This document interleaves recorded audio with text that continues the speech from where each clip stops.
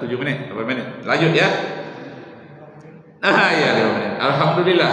Nah, jadi hadis Nabi tadi mengatakan kullu mauludin. Ini namanya mudhaf ilaih. Mudhaf ilaih itu bahasa Arabnya, kalau bahasa Indonesia kata-kata yang menempel. Pokoknya rumah sakit.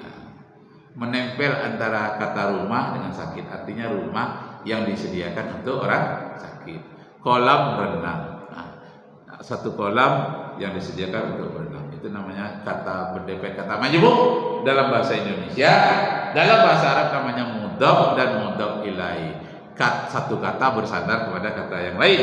Kullu mauludin, bacanya haruslah baris di bawah kalimat mauludinnya, karena dia sandarannya. Kullu mauludin yuladu alal fitrah. Yuladu ini namanya fi'il mudhari. Dalam bahasa Inggris disebut dengan present tense. Bukan past tense ya. Yuladu dhammah awal, kasrah sebelum akhir. Itu namanya bina maklum. Bina maklum itu tak disebutkan siapa yang melahirkan. Tapi disebutkan saja dilahirkan. Tak disebut ibunya. Kullu mauludin yuladu. Ini fi'il mudhari, ini faidahnya ada 2. Yang pertama hal yang terjadi sekarang, yang kedua istiqbal, masa yang akan datang. Jadi masa sekarang waktu Nabi Muhammad menyebut itu, seperti itulah anak yang lahir itu membawa fitrah. Yang akan datang juga begitu. Anak lahir itu dalam keadaan fitrah, sudah bawa bakat. Apa yang bakatnya di dalam?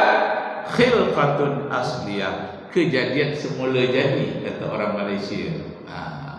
Kejadian semula jadi. Dalam bahasa Arabnya khilqatun asliyah, ciptaan asli. Nah, jadi 3 orang yang menilai tentang ucapan Rasulullah ini bersinggung, walaupun tidak secara langsung. Ketiga-tiganya mengakui. John Locke mengakui dari segi pentingnya pelatihan, dan Schopenhauer memperhatikan, kalau mendidik itu perhatikan masalah bakat, anak yang lahir punya bakat. William Stern dengan teori konvergensinya menyatukan perlu dua-duanya. Bakat perlu, latihan perlu, digabungkan keduanya. Jadi antara 3 orang tadi, yang paling dekat kepada hadis Nabi adalah William Stern. Bakat perlu, perhatian perlu. Agak jauh sedikit dengan John Locke. Agak dekat sedikit namanya Schopenhauer. Yang paling dekat adalah William Stern. Cuma William Stern ini sadar atau tidak dia bahwa hadis Nabi ini menekankan kepada bukan saja bakatnya dalam bidang usaha, tapi bakat beragamanya. Sehingga agama Islam disebut dengan agama fitrah. Agama fitrah. Menjadi Islam itu agama fitrah. Agama fitrah itu sesuai dengan alamnya, sesuai dengan bawaan sejak lahirnya. Tak ada satupun yang bertentangan dengan akal pikiran. Betul-betul dari hati nurani. Jadi agama Islam itu agama berdasarkan antara lain hati nurani. Agama Islam itu berdasarkan antara lain pemikiran otak yang jernih. Ajaran Islam itu lahir dari fitrahnya manusia ingin bekerja. Tak ada manusia yang ingin menganggur. Di situ maksudnya si John Locke tadi, perlunya latihan. Nah, ayat-ayat tentang ini banyak sekali ini.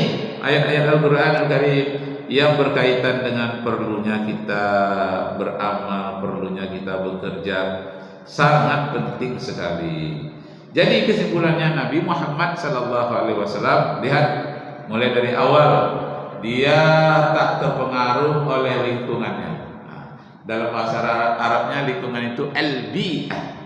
Al-bi'ah itu lingkungan. Walaupun lingkungannya lingkungan jahiliyah, dia tak terpengaruh. Tapi kalau anak-anak biasa terpengaruh itu.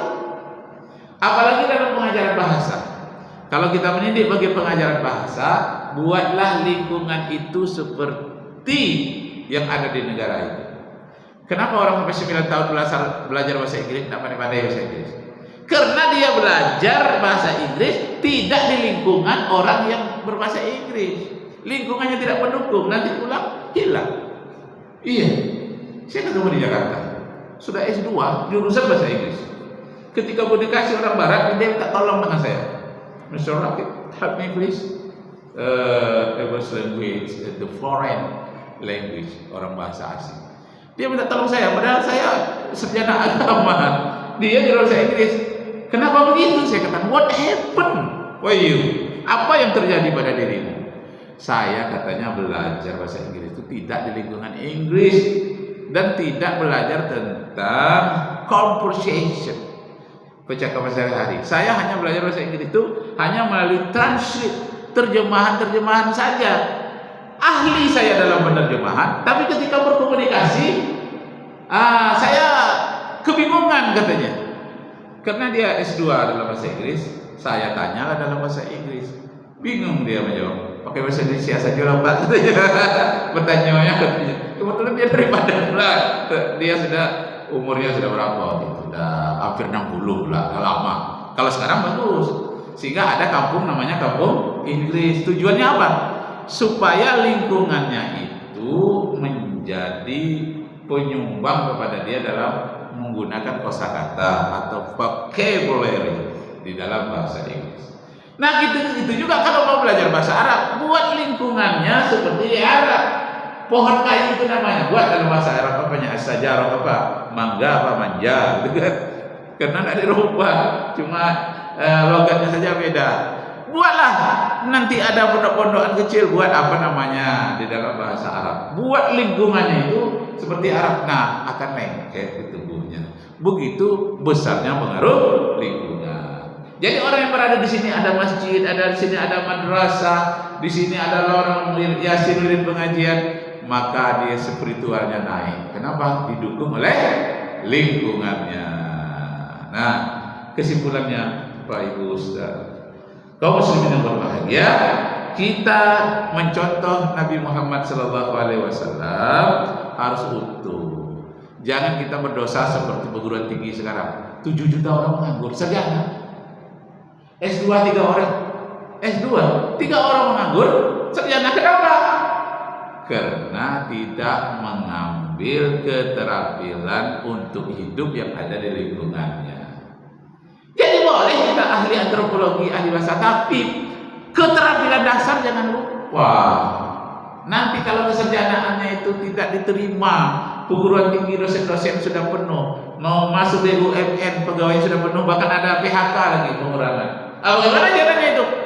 Gunakanlah bakat yang ada pada kita.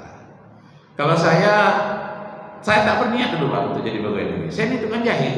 Maka pakaian saya macam-macam saya jahit sendiri. Macam-macam lah bentuknya itu. Jadi dijahit sendiri. Kecuali ketika saya sudah full pekerjaan sebagai negeri, nggak bisa sambil-sambilan lagi. Itu saya tinggalkan menjahit sampai sekarang. Tapi masih bisa, masih timbul. Sampai saya bikin jas bisa sendiri. Walaupun guru saya mengajarkan menjahit itu hanya bisa buat celana pendek, celana panjang. Tahun 75, itu sudah pandai saya menjahit itu. Tapi menjahit pakaian yang celana pendek, celana panjang tidak. Tercenganglah guru saya. Kamu saya ajarkan hanya membuat celana panjang, celana pendek, celana pendek, baju pendek. Tapi kok bisa bikin jas? Geleng-geleng kepala dia. Betul nih yang kami buat ini. Dari mana tahu? Dari nengok-nengok. Lah kan dasarnya udah ada, saya bilang. Masya Allah.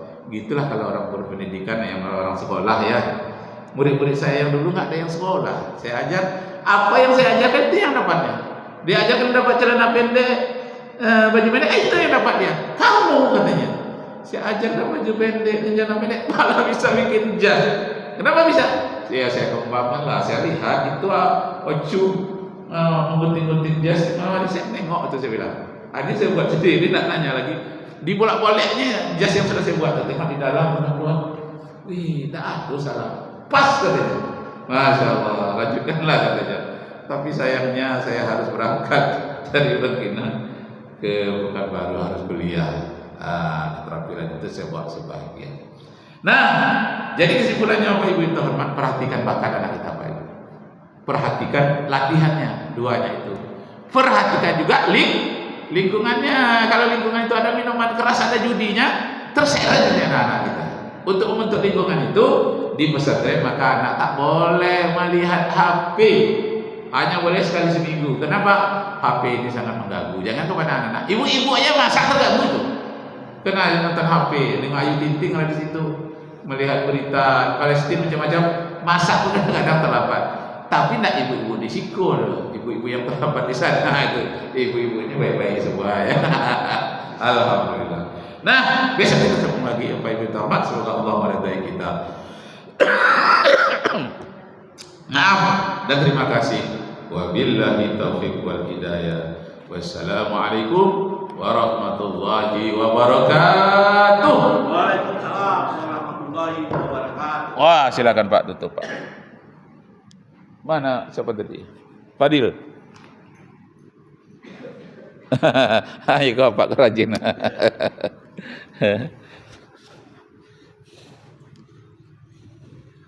Apa kau orang keterampilan kok? Mantap. Alhamdulillah, terima kasih kita ucapkan kepada Ustaz, semoga apa yang beliau sampaikan bermanfaat bagi kehidupan kita dunia dan akhirat kami.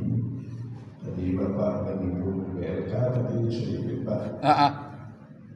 BLK itu pada tahun 2000 Iya.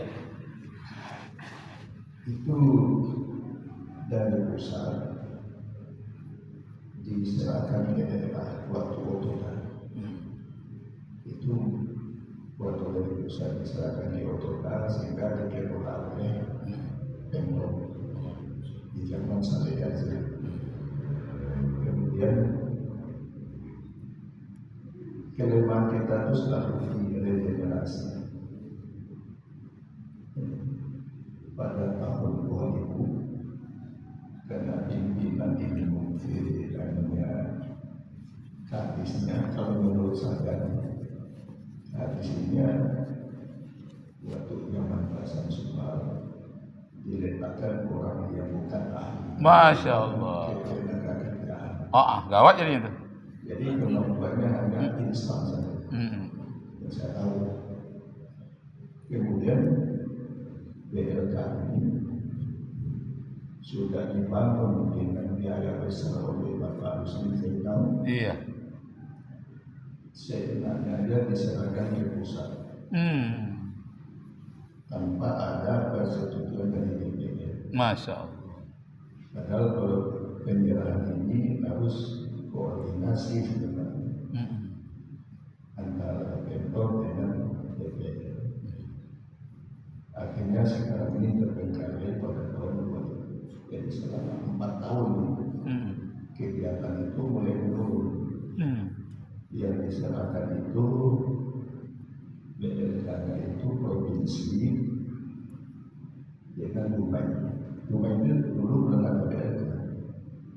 Adanya mulai di jalan Bapak Rusli, dibangun besar-besaran, kemudian di Pemprov dibangun besar-besaran. Akhirnya diserahkan ke tahun 2020 dan tahun 2020 sudah 4 tahun ini kegiatannya itu menurun karena